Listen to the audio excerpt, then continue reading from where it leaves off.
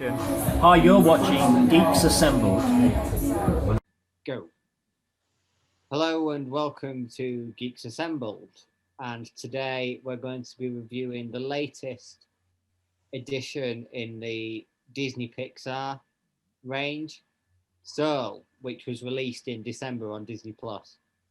So we'll move over straight to opening thoughts and we'll go with Craig. Craig, what's your opening thoughts? I saw this. Well, this popped up on my Disney Plus. Now, I thought it was a pay for film that was coming up soon, so I was quite happy that it was a freebie on there. I watched it, and I'd actually watched it just before you guys said that we were going to review it. So it was a bit of a coincidence, really. I think this is groundbreaking because it's the first person of color in animation. I like the adult theme of the film for children to understand, and I think it's good to on complex issues. It's just that's my opening thoughts. Back to you, Connor. Cheers, Craig. Let's go over to Lee next. Lee, what's your opening thoughts? Yeah, I was quite happy that it was free to watch on Disney Plus as well. I don't.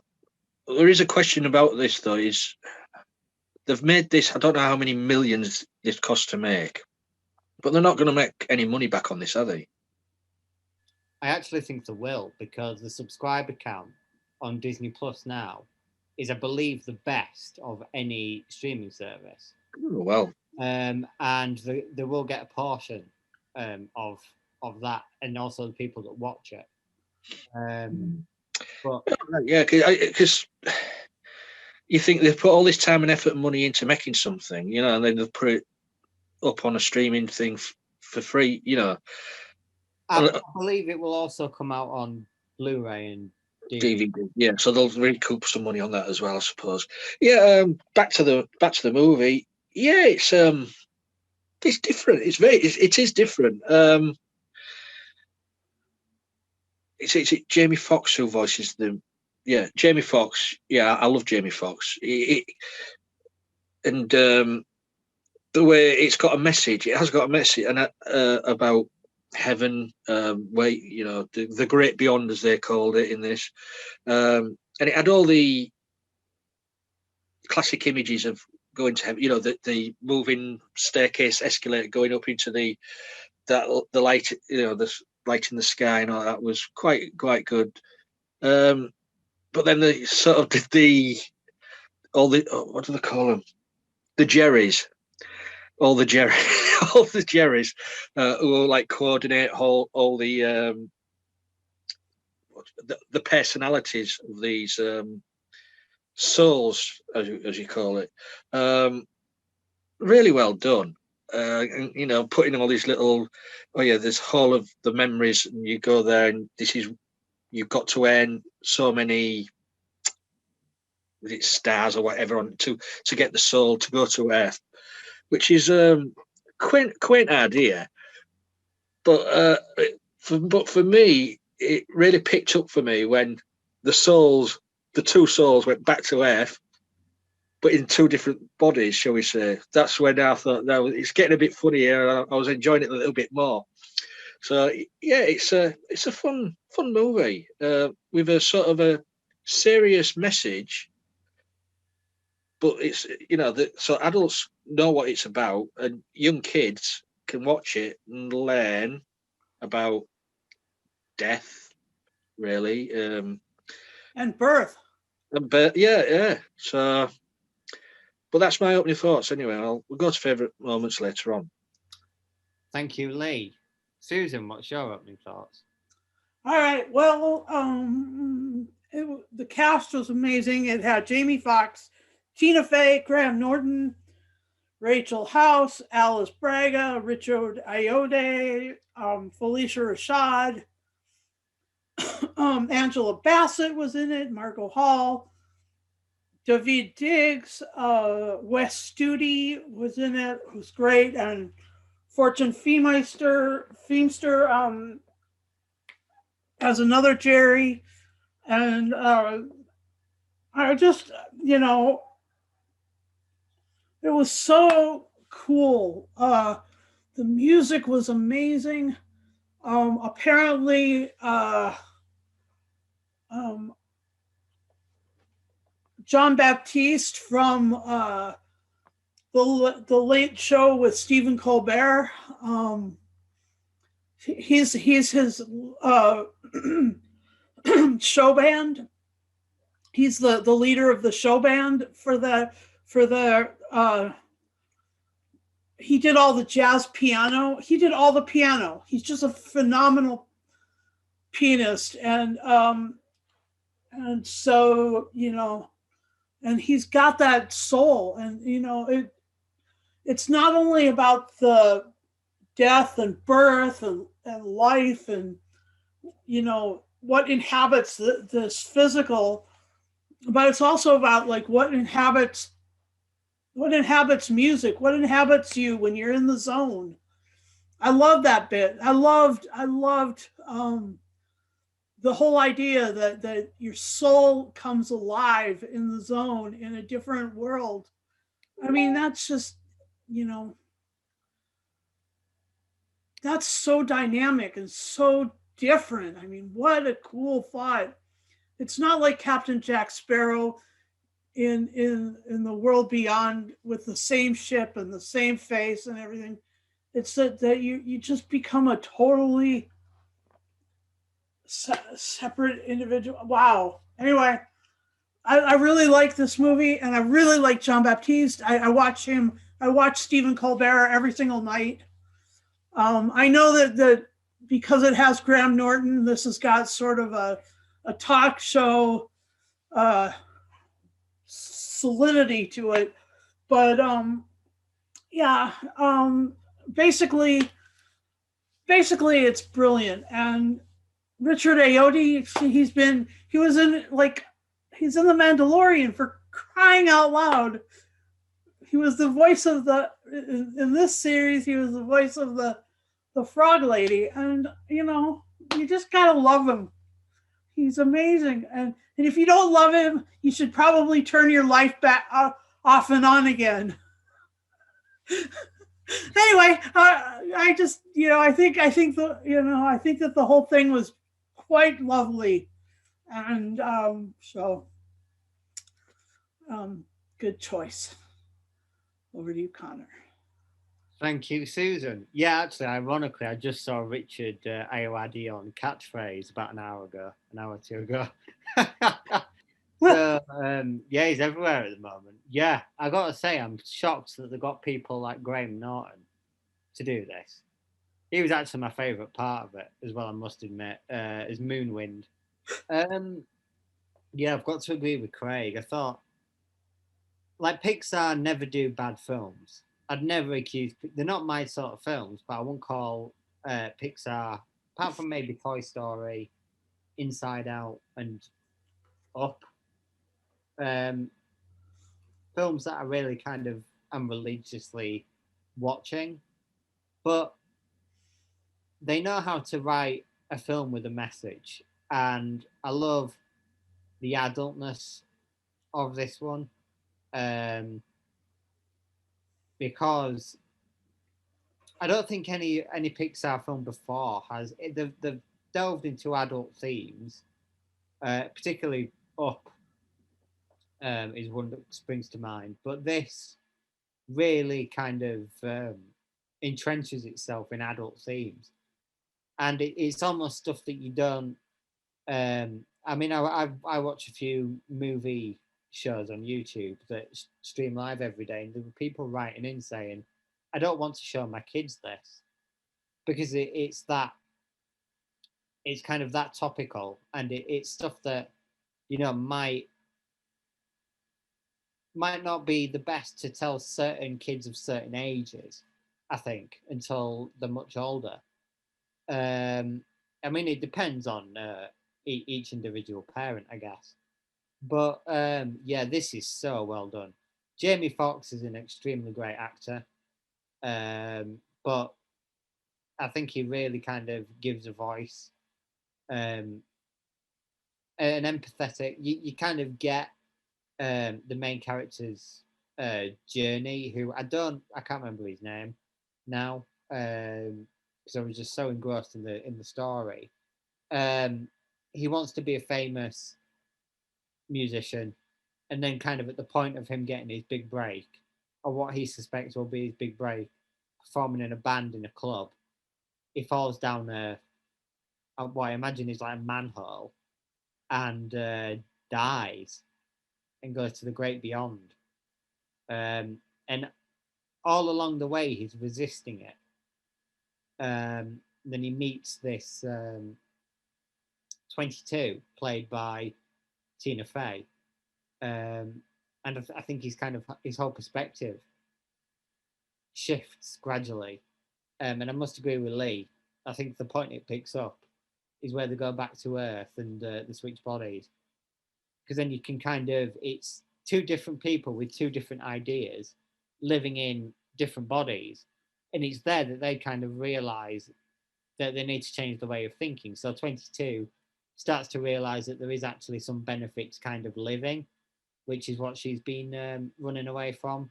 And I guess Jamie Foxx's journey is kind of realize it's an odd one for him.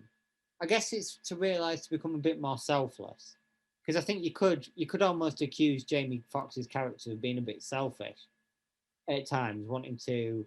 But then again, I don't think anyone in the situation that he got himself in, however unlikely that would be, because I mean, this is an animated kids film. It doesn't, life doesn't work out like this. You don't die and go to something called the Great Beyond. It's well, actually, some religions, yeah, might argue to that. You kind of, it kind of, I've lost my train of thought now. Yeah, it's kind of a switch between him being more selfless, I think. But I guess kind of that's what we're going to say. If you were in the situation he was in, however unlikely, I think you'd feel exactly the same. So it's almost like you can't blame him for feeling that way at first, because he was literally on the cusp of getting his big break after working as a music teacher, which he didn't seem to enjoy as much. It was a temporary thing for him, a step on the ladder. Yeah, you'd be kind of pissed as well, I think. But towards, I think that's what makes the end all the more powerful, is because both kind of their ideals are very well built. They're very kind of entrenched in the character, and you kind of know what they believe. So when they change it, when they kind of switch, and Jamie Foxx kind of sacrifices himself to let 22 live after she's abandoned, because I think that's an issue of 22 as well, is that she always felt abandoned. It's very, very emotional. It truly does hit you in all the right spots. Yeah, typical Pixar. I'd argue actually one of their best. I haven't seen all of Pixar's, but I've seen most of them. I've seen the defined classics, stuff like Inside Out and Up and Toy Story. And to be honest, yeah, this is among my favourites. Didn't expect it to be at the beginning of the year when I saw the first trailer of it. But yeah, I'm really impressed with this. And Graham Norton is just hilarious in it as well, I think. So yeah, that's my opening thoughts. We'll move over to favourite moments next. Lee, what's your favourite moment? Well, I didn't expect Graham Norton to be in this, to be honest. I was watching it, and then the sailing ship came up, and the captain of it jumped off, and I'm thinking, I know that voice. It's Graham Norton. But yeah, he was a brilliant character. Yeah, as I said earlier, for me, it's when Jamie Foxx's character's soul ends up in a cat, and 22 soul ends up in Jamie Foxx's character. It's so hilarious, you know. With the cat stood on a pile of records, trying to shave his head, and then slips. And he ends up, and he's just there, and he's licking his ass. You know, he realizes he's licking his ass. So, you know, things like that, I was just giggling away to myself. But it's so well done, and as Susan said, the music. I mean, I like any type of music, and jazz is so brilliant, and the saxophone pieces in this is I love a good sax, and the saxophone pieces in this was just brilliant. Yeah, and as you say, he was willing to give it all up for 22 at the end. So you know, his selfishness had left him by the end of the movie. So, and then they gave him a chance. That's another thing. The character of the only character there in heaven or wherever it was, who wasn't called Jerry, was called Terry. and he was sort of like the villain of the piece, trying to catch them and take them back there. That was one of the funny parts where he grabbed him, put him in that line, and found out it wasn't him; it was the other guy, and terrified him, and telling him to stay away from processed food and all like that. The guy was just terrified. But yeah, it's just a good fun romp with a sort of serious message, and adults and young children can enjoy it all the way through. So yeah, over to you, Connor. Thank you, Lee. I do actually have to point out Terry is voiced by Rachel House. Now, Rachel House, if you're a fan of Taika Waititi, she's a regular contributor of his, and she is bloody hilarious. I'm surprised actually that she's not as well known as she is, really, because I think in most of Taika Waititi's films, she is the funniest part, and it's that Kiwi accent for a start. I think that like she has this. In fact, to kind of demonstrate her genius, her comic genius, watch Hunt for the Wilder People. That's my recommendation. But we'll move on and go to the other two opening thoughts. So we'll go next to Susan. Susan, what's your favorite moments? What's your favorite moments? My favorite moment was when one of them was when the trombone girl comes to the door, and 22 in the teacher body was like, yeah, life sucks.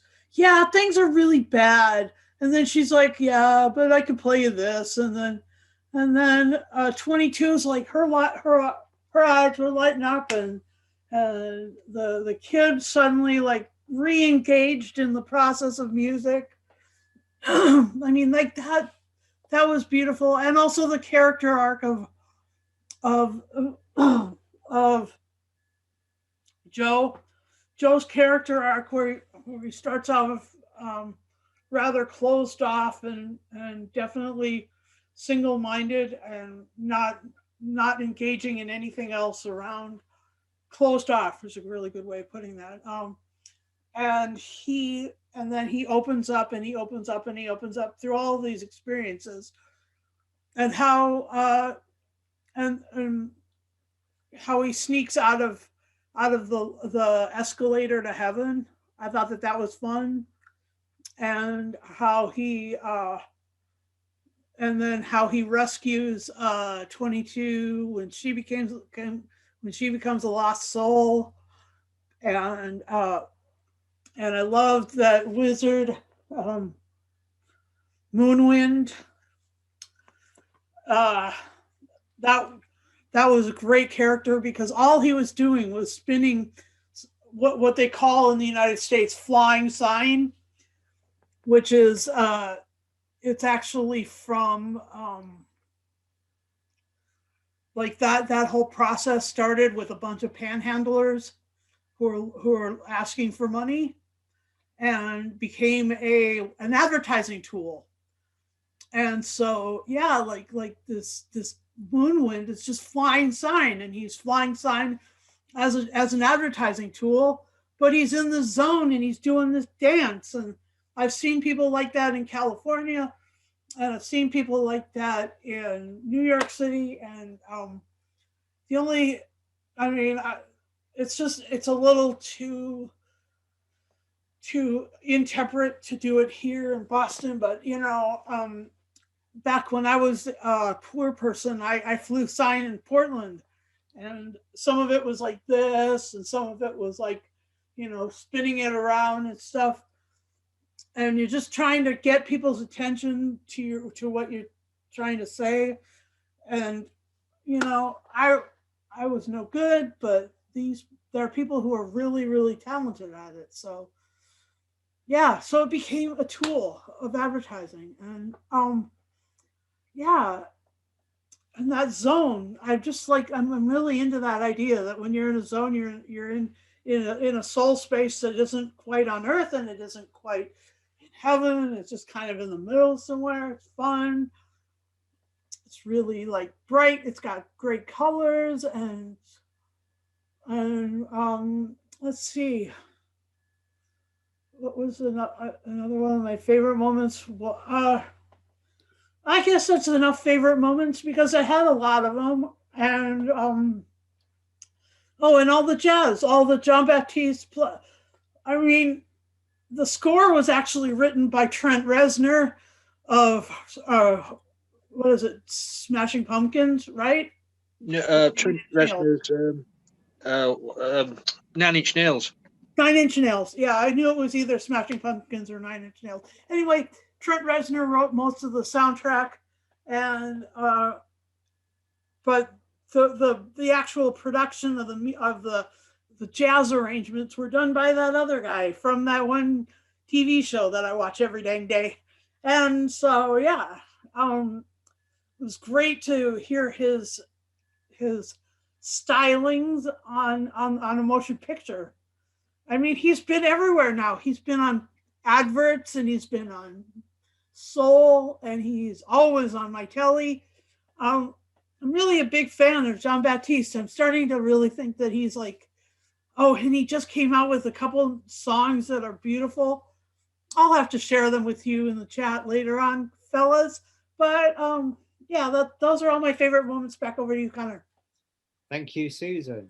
Craig, what's your favorite moments? I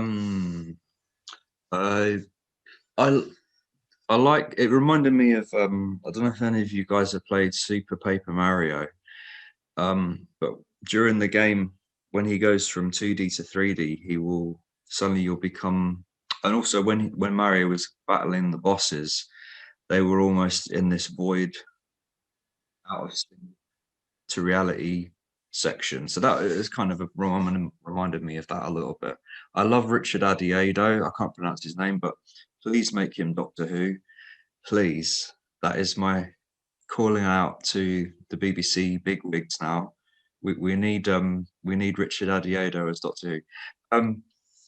But do you know what? The jazz music was brilliant, because when I used to have a market stall on Camden Market on a Sunday, as soon as the jazz guys turned up and put the jazz music on a Sunday morning, it would just change the whole atmosphere there. So the soundtrack was fucking awesome for this movie, and the whole theme, yeah, overall very enjoyable. Back to you, Connor. Thank you, Craig. Yeah, my favorite moment's got to be when Graham Norton is first introduced and he's doing the thingy, the twirl thing, and he's like, it's not ready yet, it's not ready yet, and then Joe kind of ignores it and jumps in anyway, and it fucks the whole process up. But I'm just so shocked that Graham Norton was that character, because Graham Norton's got a very distinctive voice, like Eurovision and obviously the Graham Norton Show, BBC Radio 2. But you don't imagine it being an act. Like, I feel like if he was to be put in a film, which this is and he has been, it's almost too recognizable to see the character. You see Graham Norton, you don't really see the character. But I didn't. I kind of forgot it was Graham Norton, and I saw Moonwind, and I'm now thinking, get him in more films because he's amazing. He's an amazingly good voice actor. Yeah. More favourite moments include everything with Terry, because Rachel House is just absolutely hilarious. A friend of mine who's an incredibly big fan of Taika Waititi said, you'll love who voices Terry in this. And I thought, who could it possibly be? Then I heard it and I was like, oh my God, it's Rachel House. So it's the cast, really. Even Angela Bassett is in it. Like, Angela Bassett doing an animated film. It's so well cast. And I do think that the end is by far the best bit, because it's just so emotional. And like I said, because along the way, the ideals of these two characters, Joe and 22, is so well defined. When it kind of switches, because it's so well written, you just feel the emotion of it. And when he goes back for her, when she becomes a lost soul as well, from there it just goes. It's an incredibly moving and poignant piece. But yeah, that's my favourite moments. In fact, I didn't realise that Trent Reznor and Atticus Ross did the music. They're actually frequently collaborating with someone that wouldn't even touch animation with a barge pole, David Fincher. Actually, he would, because he's the CGI king.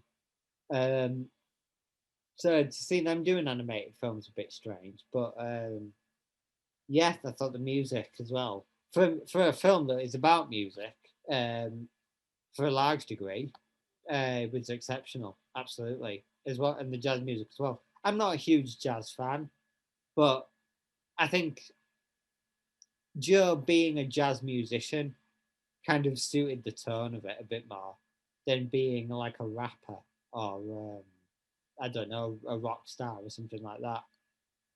I think jazz is very Pixar. There's something very Pixar about jazz. But yeah, that's my favourite moments. I guess I'll open the floor up for a bit. Does anyone have anything else that they want to say as like an addendum to their opening thoughts and favourite moments or anything before we rate it? I think that Connor needs to become a fan of John Baptiste at this point. He's the only one that he's really not connected with in this movie. So I think that Connor needs to connect with John Baptiste. That's my laying it out there.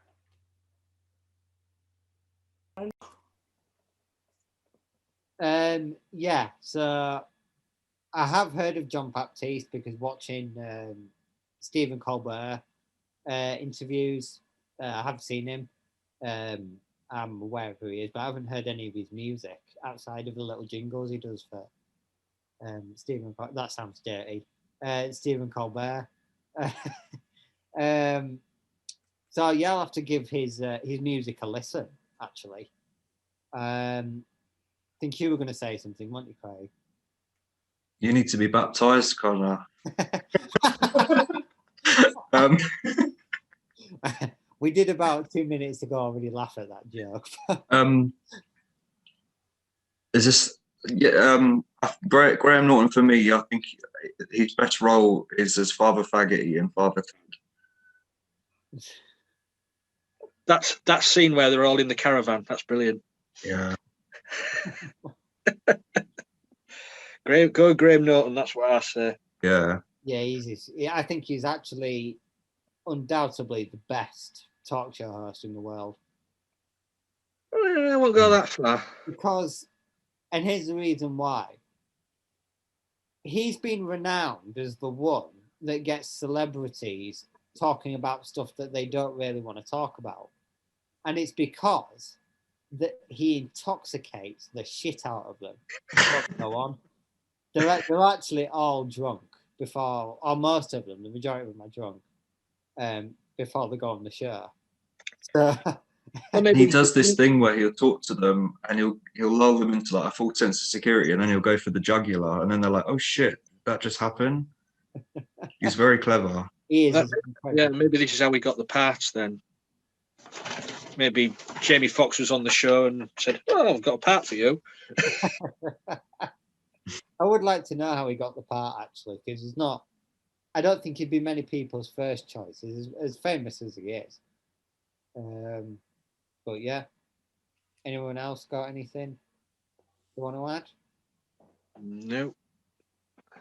All right, well, we'll move on to final saying scores then. Lee, what's your final saying score? An enjoyable movie. It might not be everybody's cup of tea because of the theme of it. But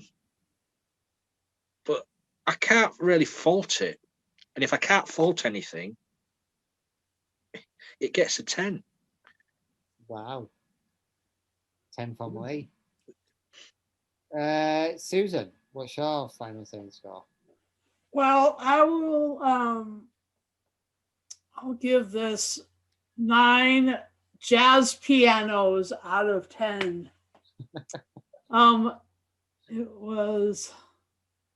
It was beautiful. It was interesting. It was something new from the Disney studio, something totally new. They had never gone there before, and that was fun. And they should keep going out there and doing, keep going as far away from the standard fare as they can, because this was brilliant. 9. Back over to you, Connor. Thank you, Susan. Craig, what's your final saying scores?